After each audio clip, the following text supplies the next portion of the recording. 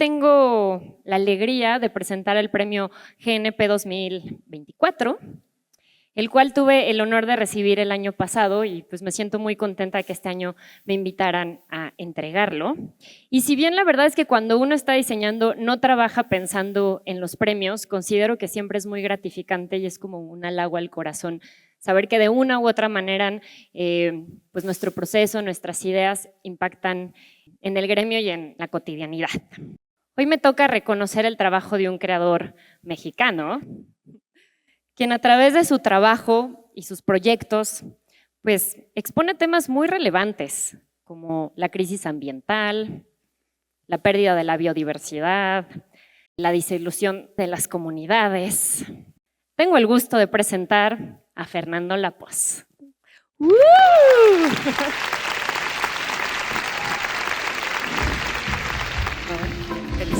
Gracias, muchas gracias. Pues muchas gracias por estar aquí, muchas gracias por el premio, reconocer el trabajo que he venido haciendo ya desde hace 10 años casi.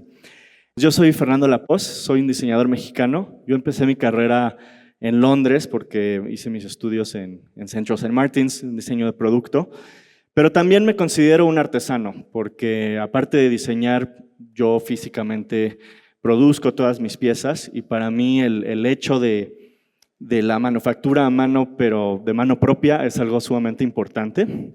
Mi carrera empezó trabajando para estudios como Faye Toogood, Bethan Wood, dos señoronas en Inglaterra. Nunca tuve jefes, mis jefas siempre fueron mujeres y aprendí muchísimo de ellas. Sobre todo, pues digo, de Bethan, tener muchísima como fe en tu visión, de Faye, pues como refinamiento estético. Estas son algunas de las piezas en las que trabajé en estos ambos estudios. Manufactura muy bien hecha y piezas únicas, ¿no? Entonces eso fue un poco mis antecedentes antes de empezar mi propio estudio. Pero bueno, todo cambió. A pesar de estar muy contento en Londres y haciendo proyectos muy interesantes con los dos estudios, sentía que tenía que regresar a México y sentía que tenía que pues darle un cierto giro a mi carrera para hablar de cosas más relevantes en esta parte del mundo. Y bueno, mi forma de regresar a México fue haciendo una residencia en un centro cultural que se llama El Casa, en San Agustín, que fue, pues, bueno, sigue siendo una gran institución en Oaxaca, impulsada y fundada por el maestro Francisco Toledo, quien, como bien sabrán, no solo fue un titán en el mundo del arte, pero sino también en el activismo. Entonces, fue en el 2015 cuando estaba haciendo esta residencia que empecé a educarme sobre el problema que había alrededor de la pérdida del maíz criollo. Fue un momento también muy importante porque justo estábamos decidiendo como mexicanos si se iba a implementar una prohibición al maíz transgénico. Y Oaxaca era el epicentro de todo este activismo. Y bueno, El Casa, bajo el mando del maestro Toledo, pues el epicentro del epicentro, ¿no? Entonces fue muy difícil no contagiarme de este fervor de tratar de hacer algo para proteger a nuestros maíces. El problema con el maíz ha sido desde hace muchas décadas, pero todo se disparó y se aceleró en los 90 siguiendo el tratado de TLC, ¿no? A grandes rasgos lo que pasó fue que el mercado se colapsó. Los agricultores que subsistían de pequeñas producciones de maíz pues ya no lo podían hacer. Y la solución del gobierno y los gobiernos desde ese entonces hasta la fecha ha sido pues produzcan más, ¿no? Tienen que producir mucho más maíz. Y pues el sistema tradicional de la milpa no permite hacer eso, ¿no? Entonces, lo que ha pasado es que muchas de estas comunidades pues, han perdido esta forma tradicional de plantar para usar químicos, para usar semillas mejoradas, entre comillas. Y bueno, hoy estoy enfocándome mucho en este pueblo, se llama Tonahuixtla. Tonahuixtla es donde hacemos todos nuestros proyectos. Es un lugar extremadamente árido. También es un lugar que sigue conservando mucho de su identidad indígena. Se sigue hablando el mixteco, hay una escuela bilingüe, por ejemplo, y es un lugar que yo conozco desde niño. Yo fui por primera vez a los 6 años, para mí fue como descubrir otro mundo. descubrir que también, aparte de hablar idiomas diferentes, comían frutas diferentes, verduras diferentes, granos diferentes. Vi maíces que jamás había visto en la Ciudad de México. Y bueno, esto fue lo que me ha impulsado a tratar de ver cómo se pueden proteger estos maíces, ¿no? Este es Delfino, quien es el hombre que estaba en la diapositiva anterior. Esto es probablemente 25 años más tarde. Y bueno, Delfino es como mi principal aliado en su comunidad. Él es ahora parte de la asamblea indígena, que es cómo se deciden, cómo se hacen las cosas en estos ejidos. Y esto es un pequeño clip en donde él va a explicar un poco los problemas a los que se enfrentan. Aquí nosotros estamos abandonados. Lo más triste también es de que nosotros lo que cultivamos aquí tampoco ya no se puede vender. Dicen que es mejor el maíz que viene de la industria, que el maíz de acá pues no pesa mucho y la gente pues ya no quiere cultivar, ya no quiere trabajar, mejor se va. Yo recuerdo que se cultivaba y había mucha tierra fértil, pero desde el momento que vino la industria de fuera, ya vino a cambiar todo. Todos los químicos que se le aplica a la planta, al maíz, al frijol, vino a erosionar también la tierra. Ya veo que en vez de árboles o tierra para cultivar, hay piedras. Aquí están creciendo las piedras en vez de árboles. Pero ya nos dimos cuenta que ese químico nos está afectando y por eso decidimos cambiar.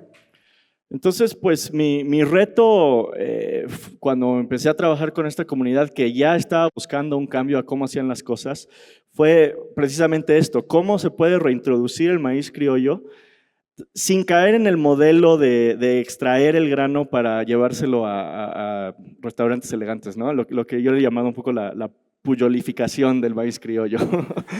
Entonces, bueno, mi solución fue pues usar una parte del maíz que no sea el grano, buscar un valor agregado, algo que no había ahí antes, y la solución fueron las hojas, porque las hojas tienen todos estos colores maravillosos que están presentes también en el grano. El reto era, pues, ¿qué haces con una cosa de este tamaño que es como súper frágil y ya, ¿no? Entonces, la solución fue, pues, empezar a usar un poco de las técnicas que aprendí con Bethan, que ella al mismo tiempo aprendió de Martino Gamper. Entonces, hay todo un linaje ahí de técnicas de marquetería no tradicionales. Entonces, la marquetería lo que te permite es pues cortar una bola de pedacitos chiquitos y unirlos y crear superficies más grandes, ¿no? Es algo que es extremadamente laborioso, pero bueno, creo que es algo que va muy de la mano a cómo hacemos las cosas en México, ¿no? Entonces, pues la idea es combinar todos estos colores que en realidad pues no se puede controlar, ¿no? Es un poco hacer una curaduría más o menos de lo que vas abriendo, pero cada vez que se abre una hoja de maíz es como una mazorca, es como abrir un regalo, no sabes qué vas a encontrar adentro, ¿no? Y bueno, hacemos desde muebles hasta aplicaciones murales. Pero bueno, les hablé del reto. El gran reto era, una vez que teníamos el material, ¿cómo lo haces un sistema a gran escala? Bueno, a una escala considerable, ¿no? Entonces, la solución fue pues volver a reintroducir estos maíces y se logró con esta tercia de yo como el diseñador, la comunidad como aplicadores del sistema en sus tierras comunales, y también la ayuda del CIMMYT, que es el banco de semillas de maíz más grande del mundo, quien nos proporcionó granos de maíz que tenían en bóveda desde hace 50 años, que se fueron reintroduciendo. También es importante romper con este modelo tradicional de colaboración entre diseñadores o marca, en donde pues puede haber acciones que duran pocos meses o por un proyecto y después todo el mundo desaparece y todo acaba otra vez en nada, ¿no? Para mí es mucho más interesante inventar un nuevo material que potencialice la agricultura local y que cree nuevos oficios y nuevas generaciones de artesanos, ¿no? Es empezar de cero. Y mucho de lo que hemos hecho como estudio es diseñar los sistemas de producción, más que las piezas, es cómo le haces para producir en un lugar donde casi no hay electricidad, donde si algo se descompone, pues están a 5 horas de la ciudad más cercana. Entonces tienen que ser cosas muy low-tech que permiten a cualquier persona en el pueblo volverse un artesano o artesana con 3 días de capacitación y estar produciendo al mismo nivel de alguien que lleva ahí ya años, ¿no? Entonces, pues hay muchas formas de hacerlo, pero para mí ese es el gran reto de diseño. También una buena parte del proyecto fue pues alentar a las familias a involucrarse en todos los pasos del proceso y también a pintar un escenario en donde ellos puedan regresar, porque muchos de ellos son migrantes, ¿no? Como lo explicaba Delfino, pero también ese es un proyecto diferente porque son migrantes que regresan, ¿no? Entonces, ¿cómo los capturas, cómo los mantienes en el pueblo sin que se vayan otra vez? El otro gran tema, pues, es la erosión. ¿Cómo resolvemos la erosión? Y pues básicamente lo que están viendo aquí es cómo se ven estos campos. Estos eran campos de maíz, ¿no? Todas esas piedras estaban cubiertas de tierra completamente, o sea, se perdió medio metro de tierra y quedan nada más piedras. Entonces, el problema aquí es que como se descuidó la tierra, como se le aplicaron todos esos químicos, como el gobierno los alentó a producir como si estuvieran en Iowa, pues se erosionó todo, ¿no? Entonces, cuando llueve, el agua se lleva absolutamente todo porque ya no hay nada que lo detenga. La solución que hemos encontrado fue plantar agaves, y esto fue algo que la comunidad empezó, no fue una iniciativa mía, en donde pues hacen como terraceo o zanjas con agaves que retienen el agua, que retienen la tierra, y los agaves lo que son plantas pioneras, son plantas que después invitan a otras plantas a tomar ese espacio, ¿no? Desde el 2015 hemos estado plantando agaves, ya plantamos más de 100,000 agaves en más o menos 60 hectáreas, entonces estamos hablando de pues una gran escala, ¿no? Y si lo piensas, en realidad lo que estamos haciendo es reforestación. Estamos reforestando en un desierto, ¿no? Que es algo como un concepto muy extraño, porque normalmente cuando piensas en reforestación piensas en los bosques. Pero estas imágenes son imágenes aéreas de pues, cómo hemos marcado todas estas colinas y montañas alrededor de este ejido y cómo ya se empiezan a ver ciertos árboles que empiezan a regresar, ¿no? Es un proceso que va a tomar décadas, probablemente toda mi vida y la vida de muchos de los que apenas empiezan el proyecto, ¿no? Pero creo que es el chiste, pensar a muy, muy gran escala y en esta idea de legado, ¿no? Y bueno, ¿qué hacemos con esos agaves? Pues los podamos y al estarlos podando estamos sacando fibras, ¿no?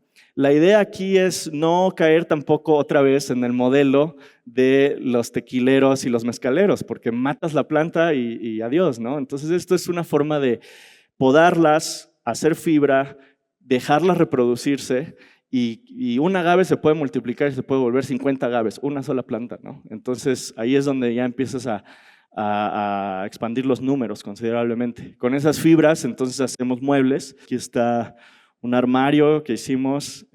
Yo sigo diseñando, a pesar de que parece como muy artesanal y mucho a mano, sigo diseñando como diseñador. Entonces, por ejemplo, esta es una imagen del interior de un sofá que hacemos con una máquina CNC que tenemos en el estudio, pero a mí lo que me gusta hacer es después como que esconder la tecnología, ¿no? Entonces es usar la tecnología cuando es relevante, pero después pues cubrirla con muchísimo trabajo manual para poderle dar este toque artesanal. Y bueno, cerraré la presentación con rápidamente hablar de mi último proyecto que tiene que ver con aguacates, con el exceso de los aguacates, que básicamente pues ha creado una deforestación enorme en Michoacán, sobre todo. Este proyecto empezó porque llevo años documentando la pérdida del medio ambiente con las monarcas. En el 2002. Y bueno, me lo voy a saltar rapidísimo. Todo empezó por encontrar a un activista que se llamó Homero Gómez González, quien fue asesinado, y eso me llevó a ver a este lado de la violencia involucrada en los temas de medio ambiente. Bueno, eventualmente, perdón, se me está acabando el tiempo, pero esto me llevó a Cherán, que es pues un pueblo que se levantó para levantar sus bosques, para defender sus bosques. Llevamos 4 años trabajando juntos. Los invito a que vayan a mi sitio web y vean estos entrevistas de un documental donde se habla de la revuelta que hicieron para proteger sus tierras. Y bueno, algo que es importantísimo de Cherán es que ahora tiene una prohibición total del aguacate. Es interesantísimo. Esta es una imagen de Cherán del lado derecho y todos los aguacates deforestando todos estos cerros de Michoacán. Y el proyecto acabó básicamente plasmando la historia de Cherán en un textil de 40 metros, todo teñido con aguacates. Rápidamente paso a las últimas imágenes, que es un nuevo material que hicimos con las cáscaras de los aguacates para crear una nueva marquetería. Para mí, mis conclusiones sería pues que más allá de la sustentabilidad tenemos que pensar en la regeneración, que no podemos resolver la crisis medioambiental sin antes resolver la crisis de desigualdad y de violencia. Para mí, el diseño latinoamericano tiene que poder ser, o tiene el poder de ser disruptivo, sanador, político. Debe de dejar de ver a Estados Unidos y a Europa para buscar soluciones relevantes a nuestros retos y realidades. Muchas gracias.